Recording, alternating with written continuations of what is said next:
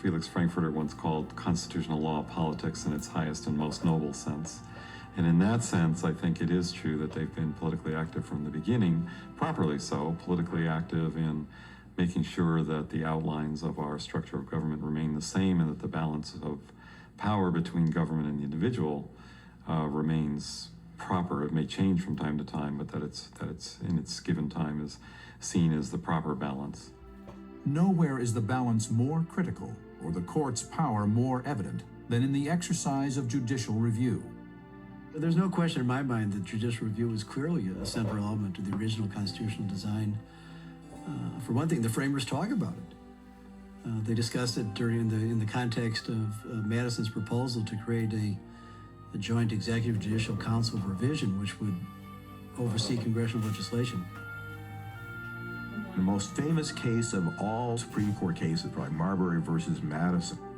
That case was about these midnight appointments by the Federalists because the Secretary of State forgot to give Marbury his commission. Ironically, the Secretary of State who forgot to give Marbury that commission was John Marshall, who then decided the case in which he had been an important player. Whenever the Supreme Court strikes down under judicial review democratically enacted laws, and especially when it does so without any clear constitutional text, then a lot of people will complain about that, especially when it's a question that they feel very strongly about, such as, for example, abortion or religious symbolism or same-sex marriage. A lot of people feel strongly about that. Judges are government officials, and when they exercise government power, they need to be subject to public scrutiny.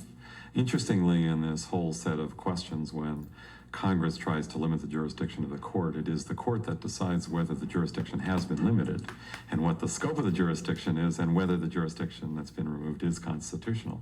So they still have the final say about that, short of constitutional amendment. But there are a lot of instances in which the court will tell, for example, it told the president that habeas corpus did lie with respect to the prisoners in Guantanamo Bay.